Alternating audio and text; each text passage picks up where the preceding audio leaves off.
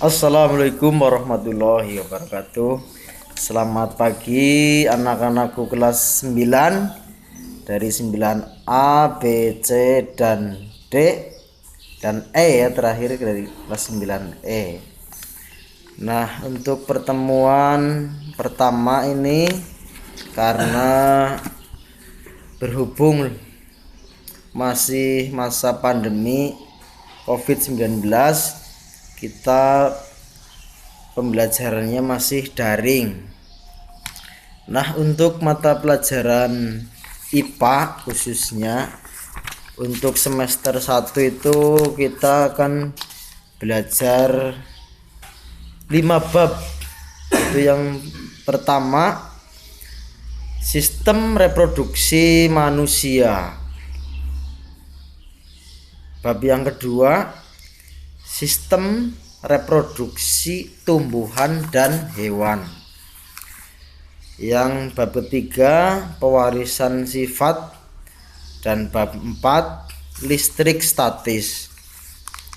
Dan bab yang terakhir, listrik dinamis dalam kehidupan sehari-hari. Nah, tentunya dalam masa pandemi ini tentunya kalian harus tetap semangat belajar walaupun tidak didampingi bapak dan ibu guru secara langsung di sekolahan. Gunakan media sosial untuk menambah ilmu kalian. Nah, untuk yang pertama kita belajar tentang sistem reproduksi manusia. Tentunya kita sebagai manusia jangan sampai generasi kita punah. Oleh karena itu, dengan adanya ilmu pengetahuan tentang sistem reproduksi, entah itu manusia, hewan, tumbuhan, itu bertujuan untuk menjaga kelangsungan hidup. Artinya supaya generasi ke depan tidak punah. Nah, di dalam sistem reproduksi manusia, yang pertama kita harus tahu tentang sel. Pembelahan sel, organ penyusunnya apa saja, gametnya apa saja. Gamet itu adalah suatu unsur yang terkandung dalam sel. Dan menstruasi, tentunya ini khusus pada perempuan, anak-anak perempuan. Dan fertilisasi dan kehamilan, kelainan atau penyakit pada sistem reproduksi. Nah, dari ke-6 hal tersebut kalian harus memahami dan mencermati. Nah, semuanya kemarin sudah ambil buku pegangan kalian ya, yang berbentuk LKS. Nah, tidak hanya LKS saja yang bisa kalian baca, bisa baca melalui internet ataupun buku-buku yang lain untuk menambah ilmu pengetahuan kalian. Untuk pembelahan sel itu dibagi menjadi beberapa bagian. Itu ada 4 bagian. Yang pertama adalah pembelahan mitosis. Pembelahan mitosis adalah pembelahan yang hasilnya itu menjadi 2 bagian. Pembelahan yang hanya menjadi 2 bagian saja, itu namanya mitosis. Dan sifatnya, anakannya itu sifatnya sama dengan induknya. Jadi sifat anaknya itu sama dengan induknya, identik. Jadi kayak kembar tapi beda ya. Induk dan anak itu sama. Dan profase. Nah, profase itu adalah tahap pertama di pembelahan secara mitosis. Kalau profase itu adalah kromosomnya terdiri dari 2 kromatid ya. Jadi profase itu kromosomnya terdiri atas 2 kromatid. Jadi di sekeliling sel itu di sampingnya ada 2 kromatid.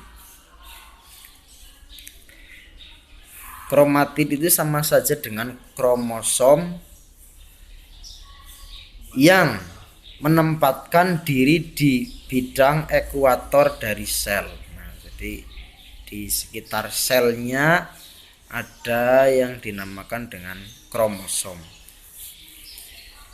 Terus metafase. Kalau metafase itu membelah atau kromosomnya terdiri dari 3 bagian ya. Kalau tadi 2, kalau metafase itu membelah menjadi 3.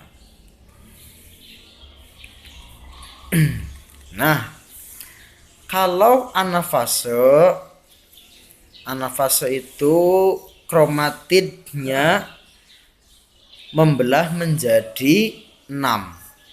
Nah, membelah menjadi 6. Jadi semakin ke sini semakin banyak pembelahannya.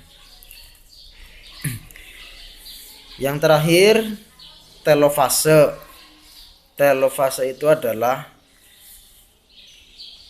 kromosom yang terletak di kutub spindir. Nah, spindir itu adalah berbentuk pembelahannya seperti tabung ya, seperti tabung. Setiap selnya punya 1 kromosom atau kromatid.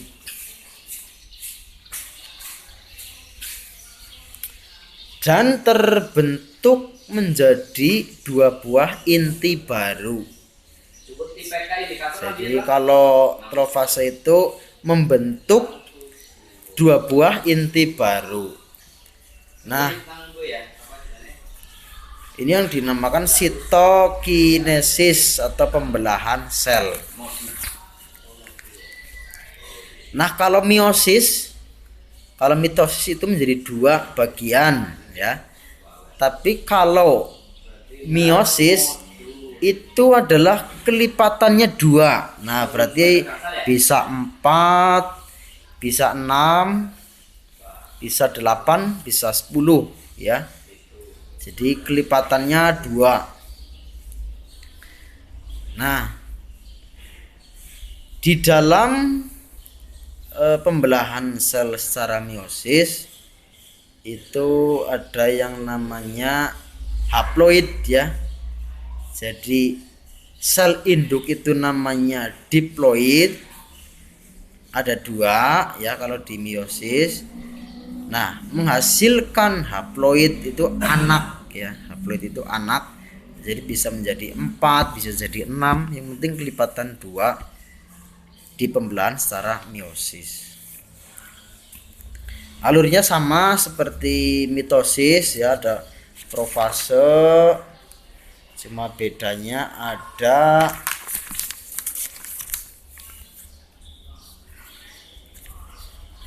ada 4 ya, ada 4.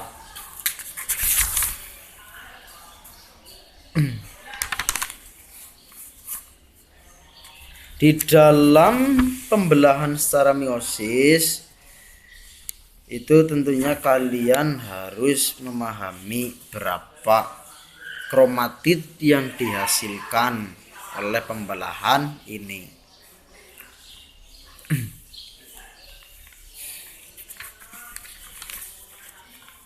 Dan selanjutnya itu adalah pembelahan sel ya. Jadi manusia itu di dalam organnya sel bisa membelah ya. Jadi ada pembelahan secara meiosis dan mitosis. Kalau meiosis membelah menjadi 4 atau kelipatan 2. Kalau mitosis itu hanya menjadi 2 ya. Tidak bisa berlipat-lipat. Dan selanjutnya organ-organ penyusun sistem reproduksi manusia. Nah, tentunya manusia itu terdiri dari 2, yaitu laki-laki dan perempuan, dan sistem reproduksinya berbeda-beda.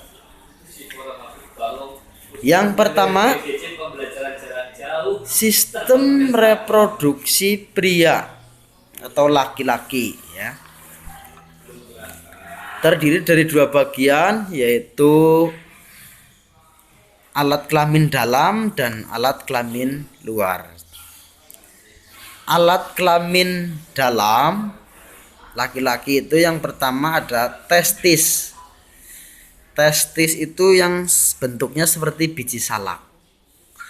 Kalau laki-laki ibaratnya telur yang terletak di bawah ya, batang kelenjar kelamin. Fungsi testis itu adalah untuk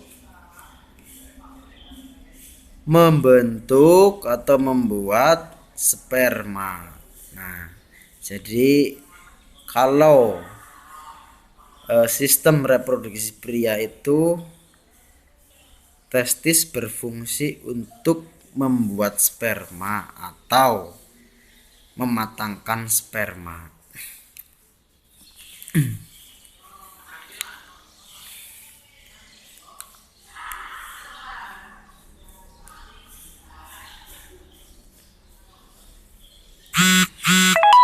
Nah, testis di dalam alat kelamin dalam pria itu ada 2 ya. Kalau ada 1 atau tidak ada berarti itu namanya kelainan. Jadi sepasang kanan dan kiri, berbentuknya bulat telur. Nah, di dalam testis itu terdapat sel-sel interstisil. Nah, sel-sel tersebut merupakan sel yang dapat untuk membuahi sel telur perempuan. Jadi kenapa manusia tidak punah?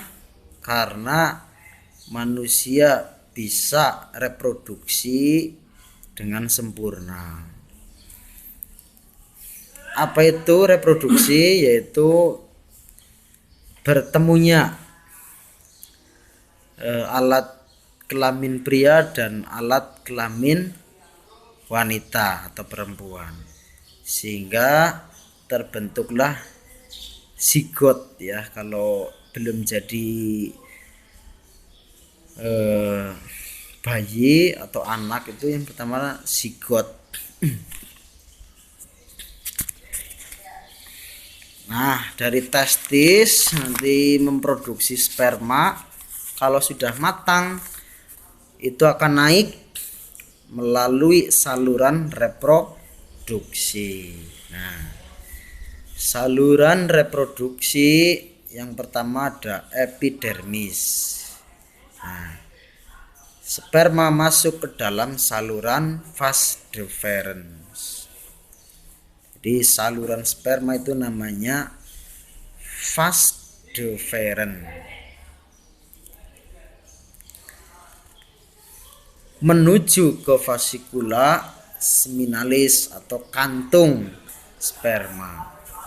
Jadi sperma yang sudah dibuat dari testis akan naik melalui vas deferens dan ditampung dulu di kantung sperma atau seminalis. Yang ketiga ada kelenjar kelamin. Nah, kelenjar kelamin itu ada 3 kelenjar namanya untuk kehidupan sperma,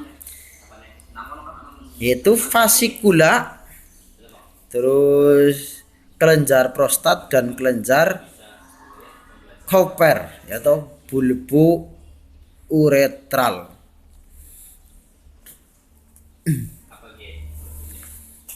Jadi itu ada 3 untuk kelamin dalam pria, ada testis, saluran reproduksi, dan kelenjar kelamin.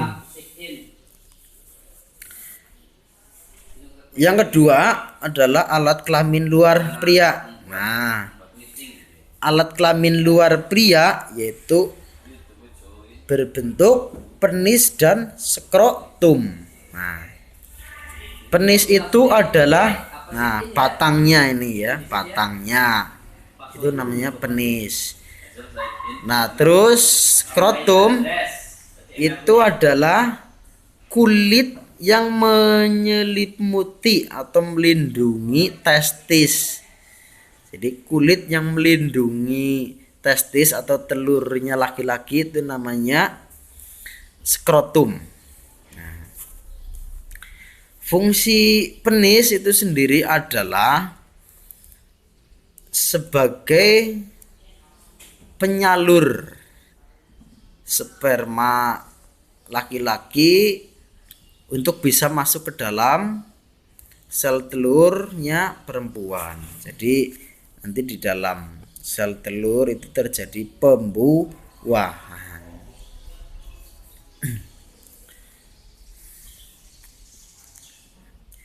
Nah, penis itu terdiri atas jaringan seperti busa dan memanjang dari glans penis. Jadi penis itu seperti busa halus ya.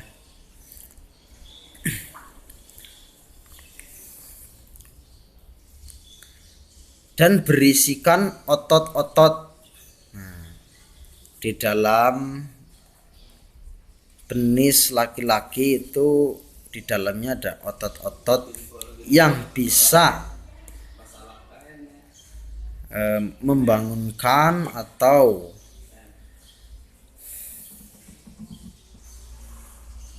menggerakkan alat kelamin laki-laki. Terus sistem reproduksi wanita itu terdiri 2 bagian, alat kelamin luar dan alat kelamin dalam. Alat kelamin luar wanita yang pertama ada mons veneris. Nah, mons veneris itu sebuah bantalan lemak yang terletak di depan symphysis pubis. Nah,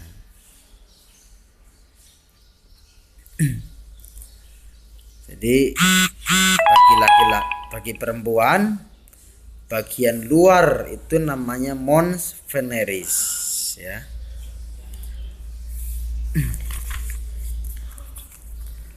Nah, kalau sebelahnya mons veneris itu namanya labia mayora atau bibir besarnya. Jadi ada 2 lapis ya. Yang pertama mons veneris, yang bibir besarnya itu namanya labia mayora.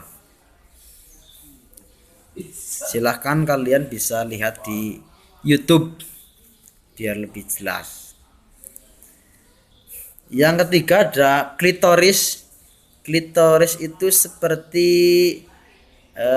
kacang kecil. Nah, kacang kecil yang terdapat pada alat kelamin wanita atau perempuan. Yang keempat, kelenjar vestibularis. Nah, terletak pada di belakang labia mayora. Yang kedua, alat kelamin dalam perempuan. Yang pertama ada vagina. Nah, vagina itu tempat bertemunya antara alat kelamin pria dan kelamin wanita. Itu vagina. Jadi pertama masuk alat kelamin pria itu di vagina atau mulut rahim.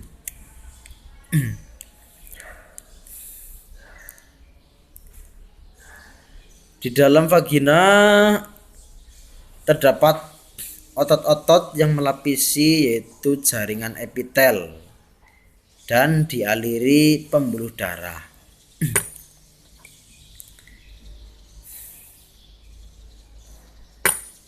Dan di vagina juga itu tempat penyimpanan pertama sperma ketika masuk ke dalam vagina. Yang kedua, uterus atau rahim. Nah, setelah di vagina, sperma itu akan masuk dalam sel telur. Ketika itu sudah membuahi sperma, dibuahi oleh sel telur, maka akan bertempat di rahim. Uterus adalah organ yang tebal dan berotot berbentuk buah pir. Nah, bentuknya seperti buah pir.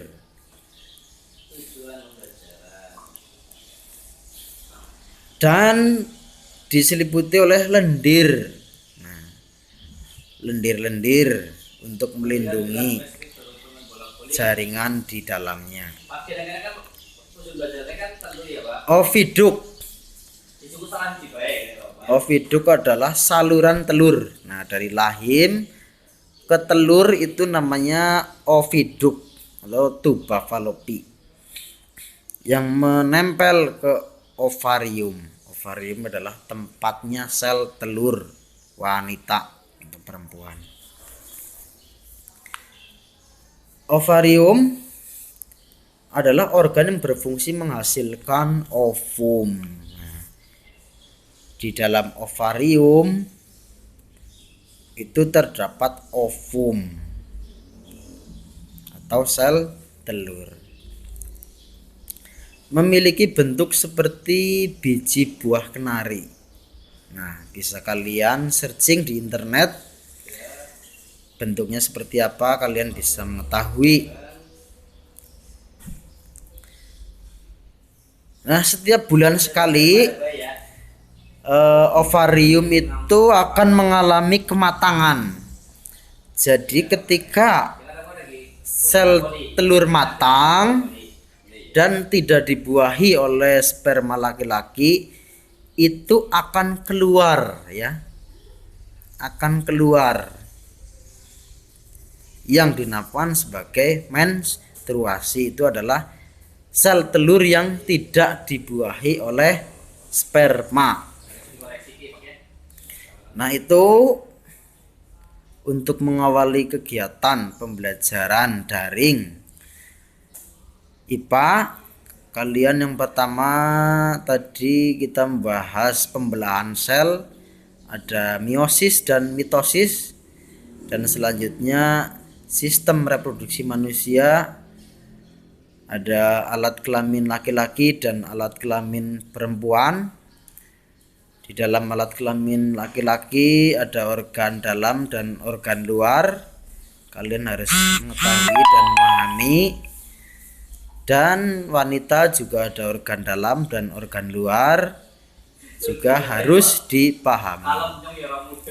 Silahkan kalian baca baik-baik di dalam panduan buku pendamping ataupun LKS ataupun internet dan lain sebagainya untuk bisa memahami hal tersebut. itu saja yang bisa Pak Guru sampaikan pada pagi hari ini. Tetap semangat, jaga kesehatan, pakai masker dan cuci tangan, makan makanan yang bergizi. Jangan lupa terus belajar dan bisa bantu-bantu keluarga di rumah. Jangan game, jangan hiburan. Tetap di rumah saja.